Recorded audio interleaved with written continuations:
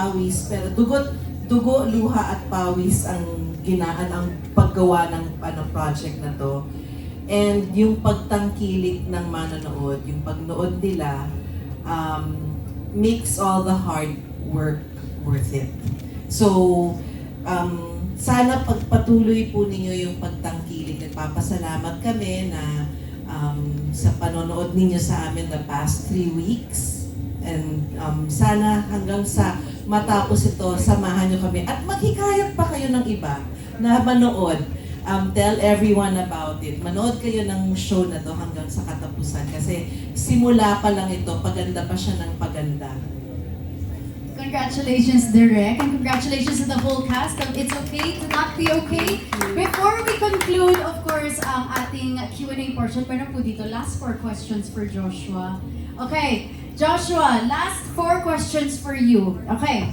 Josh, 4? Yes, 4. Wow. Okay, your thoughts on the cast na kasama mo sa show na to? My thoughts? Proud ako sa kanila. Sinabi ko sa kanila yan. Meron kasi yung group chat. And nung nag-end na yung shoot namin sa Dumaguete, parang nai-emo ako.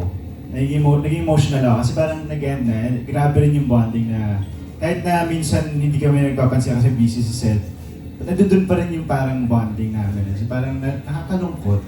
At ang masasabi ko ay sobrang proud talaga ako sa inyo. Proud ako sa nagawa natin. Ayan. Thank you, Joshua. Ito naman, kanino daw ka pinaka-close sa cast? Sino ang pinaka-close mo? Pinaka-close ko. Lagi mo kasi kay eksena si Matmat at saka si Mia eh. So I think sila yung mas... Pero dito, parang lahat kasi ka-close ko eh. Oo, lahat nabantayan ko kasi sila lahat eh. At ito lang, takbo ng takbo. Pero yeah, lahat sila close ko, lahat magkakaiba yung relationship ko with them, di ba? May sarili kaming mga chismis, like for example, kay Tita Maricel, iba yung chismis namin. Vacation, ganun. Ayun, ganun siya. Yeah. So parang meron different variety ng closeness. Alright, ito naman. Question number 3 for Joshua. Anong advice mo sa mga batang artista na kasama mo dito? Sige, chin-chin daw, chin-chin. Nandun na ako sa nagbibigay na ako ng advice. Okay, nice. Ako, ma-advise ko, parang nakakahiya mag-advise sa kanila.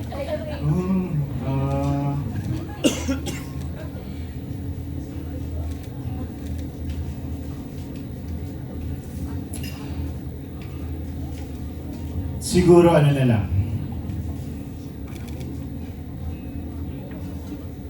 Ang hirap naman nung ano. Siguro wag na lang siguro. Wag kayong mapagod, matuto. Wag niyong isipin na magaling na kayo. Kasi kahit ako hanggang ngayon, ano ako eh, ganun ako eh, parang pangit. Pero wag niyo kayo ma-frustrate sa mga ginagawa niya, pero wag lang kayo mapagod, matuto. Palaging pag may maganda yun eh, palaging may bago kayo sa sarili niyo. Eh palaging may bago kayong natututunan, tapos ma-apply niyo sa next project niyo, may bago kayong nakasama, may natutunan ka doon, di ba? Eh, palaging may bago, tapos of course, always respect yung mas matatanda sa inyo sa industriya. At of course, yung mga staff natin, yung crew, kasi nasa kanila yung chismis. Alagaan niyo sila. So, yeah, ayun. And laging lang, respeto rin sa co-actors, di ba?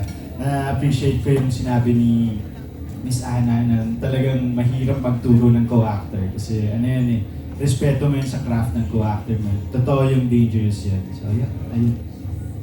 Thank you so much, Joshua. Last question for you. Okay. Yes. Last question is, of course, alam naman natin that you are a veteran actor, but then you also learn from the veteran actors. Oh, di ba? So, ano mga natutunan mo from the veteran actors dito sa show It's Okay to Not Be Okay? Wait, ano? Sabi nila, ano mga natutunan Ito mo? ako sa mga veteran. Yes. Parang marami akong natutunan sa well, marami. Marami, hindi ko siya may isa-isa, pero marami. Kada, nung una, nung kasi okay, ganito. Nung nagsimula ako sa industriya, napinalad ako kasi puro veteranong aktor or actors na sinakatrabaho.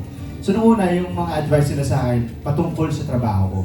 Kung paano rumispeto sa actors. Ngayon naman, yung mga nakakasama ko, ang tinuturo nila sa akin, kung paano ako mas magiging better man. Kung paano ako mas magiging matalino sa buhay. So I think, doon ko nalaman na tumatanda na ako.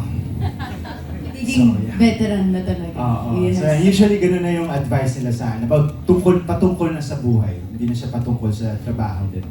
So yeah. Thank you so much, Joshua. Baka may gusto kang i-share dyan about life? No? Okay. Mamaya, balikan na lang natin si Joshua Oo. later. Yes. Okay.